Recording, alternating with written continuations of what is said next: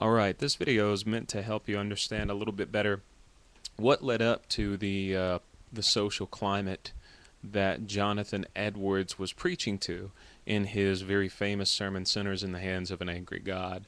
It was going to be either you read Sinners in the Hands of an Angry God or A Divine and Supernatural Light. And believe it or not, if anyone has read Divine and Supernatural Light, you could back me up on this. I'm actually doing you a favor in having you read The Sinners in the Hands of an Angry God. Divine and Supernatural Life. It's good, don't get me wrong, but it's slow paced and very methodical in how it analyzes itself. But anyway, this is meant to go through the PowerPoint that I've posted online and try to clarify some religious concepts that are important to uh, early colonial religion. And usually what I mean here is going to be Puritanism. Now keep in mind, Puritan religion is not the only religion in early America, but it's probably the most dominant one. So if you look at the PowerPoint, one thing that's very important for early religion in America is something called the theory of the elect. Basically, this is the belief in something called predestination.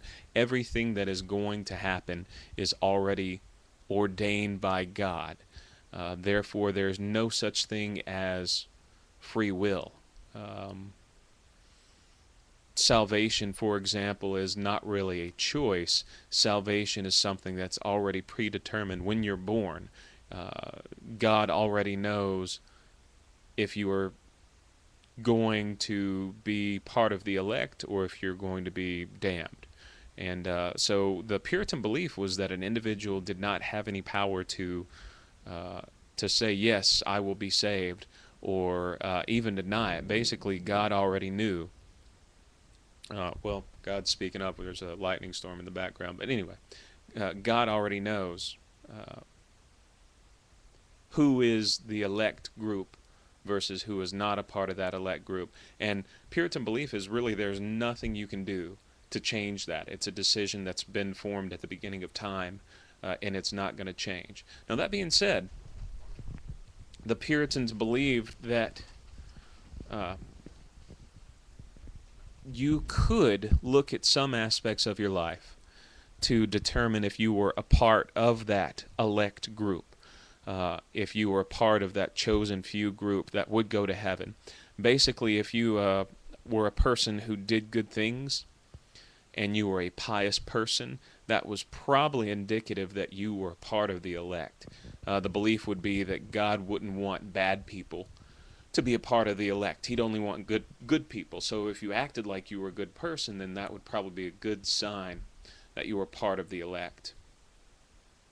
Let's see. We've got total depravity. This is something that it's a different term for something you may have already heard as far as original sin. Original sin is the belief that mankind and womankind are born into sinful natures, that even a newborn baby is inherently sinful. It's not something that's a learned behavior. It's something that's innate. It's part of our nature.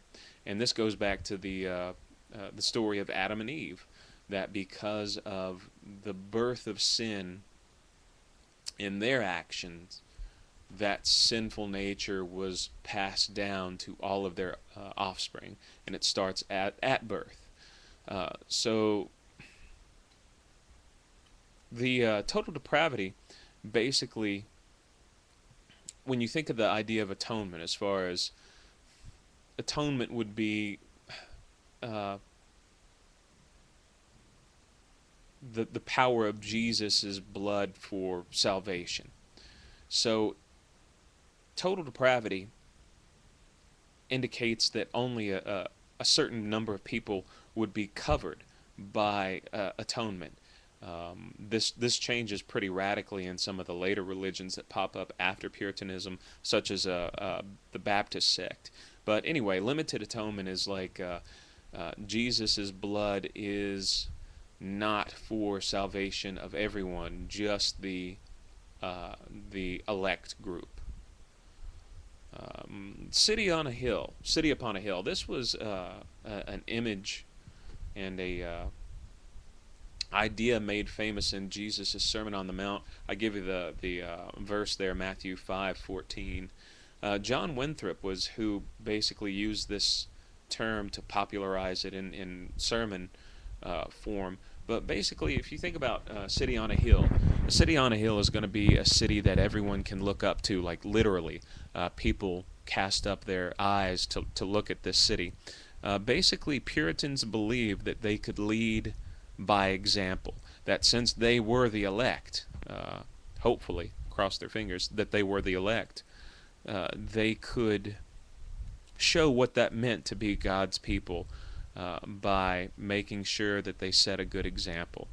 One really good thing about the city upon a hill, this idea led to their practice of taking very good notes about everything. They were excellent record keepers. Some of the other stuff, I know you may think this literature is dry, but trust me, there are some documents out there in early American literature that are nothing but catalogs of what a town's inventory is. So you've got pages and pages of just lists of stuff.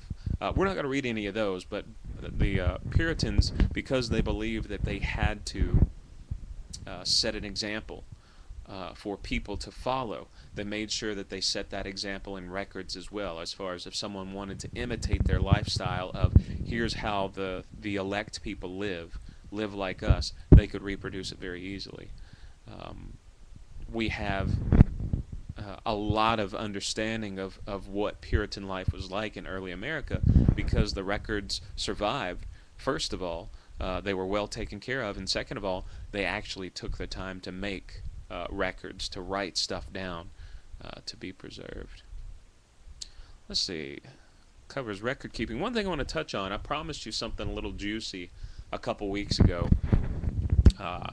This is going to be the account of Thomas Granger, which we did not read in our excerpt of the William Bradford of Plymouth Plantation. But this account of Thomas Granger is in on Plymouth Plantation. Basically, Granger was executed.